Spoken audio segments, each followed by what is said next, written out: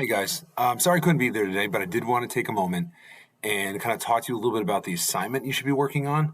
So, last class, when I wasn't there, I asked you to define, using the United Nations statement on what a war crime is, and began to look for specific examples of like Goeth's actions during Schindler's List that we could use and identify as a specific war crime. So your final assignment, the culminating assignment for all this, is you're going to write what I call an opening statement. So if you ever watched any type of like movie or show about courtrooms, the opening statement is a moment in a trial in which both the prosecutor and the defense begin to basically lay out their case. And your job will be to lay out a case that would basically be used to indict and convict Goeth, the commandant from Schindler's List, for a war crime. So here's the thing. An opening statement is not like an essay. It is not this argumentative thesis, evidence, reasoning. That's not the nature of it. It is a little bit more dramatic. I wouldn't say it's exactly like a persuasive essay, but it's more like that than an argumentative essay. So I've got some stuff here, as you can see on the screen, that are kind of the parts of a opening statement to kind of help you understand what you got to do. So the things I kind of want to highlight here, all right, is the notion that under what happened, this is the storytelling element that makes it not like an argumentative essay. You need to lay out a kind of like step-by-step about what Goeth did. Now, one of the things I will say to you is this. When it comes to putting someone on trial, right, we could take any multitude of things from the movie and the story to put him on trial for, right? You probably, when you did your kind of thinking and reflection on it, based on the last assignment, you probably found quite a few items that you could possibly list. What you want to do, and what a prosecutor would want to do, would be to take one item that they think they can prove as an example of a war crime and focus on that. So my suggestion is, when you start putting this together, narrow in on one specific thing he did that you think you could, beyond a reasonable doubt, prove that he's guilty of. All right?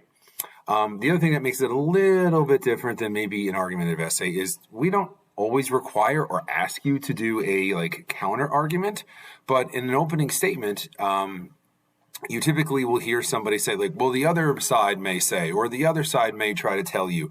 You want to address, what you think Goeth might say as a defense and make sure you bring it up.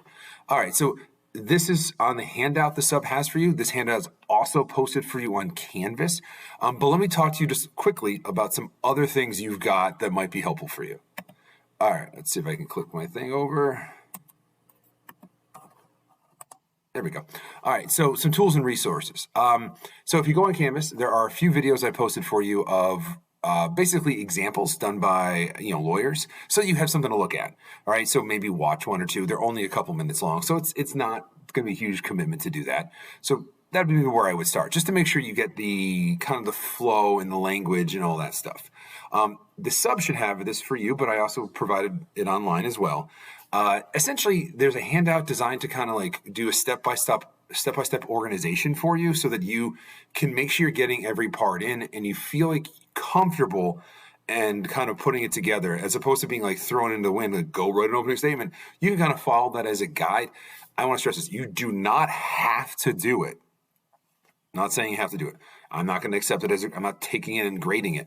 But it's kind of just another tool that you might want to reference to help you make sure you feel successful, make sure you've got everything you need to have in there.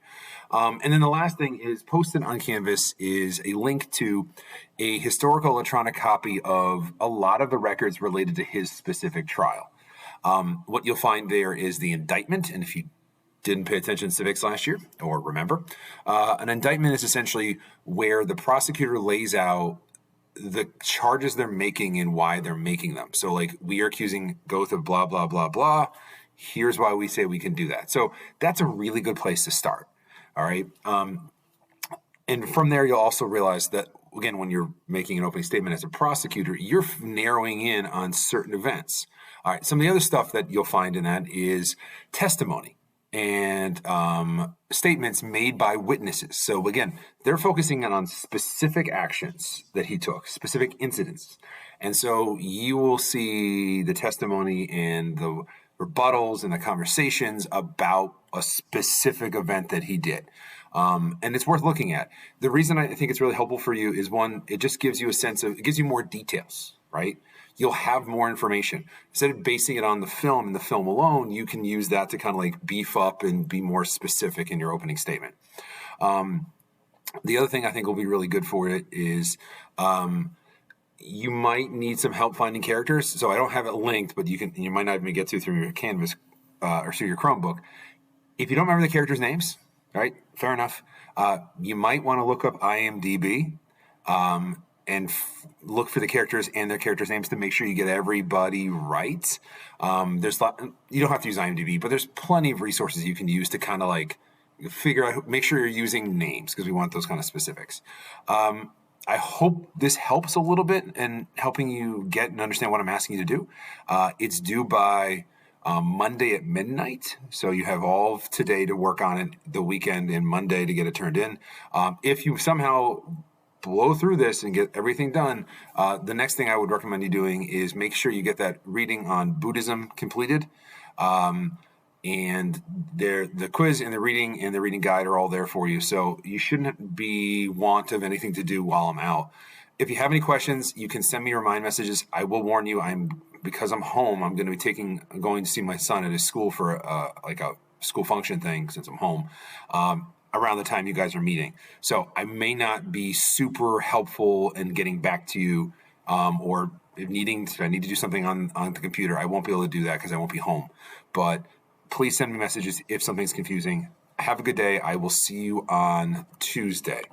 Bye.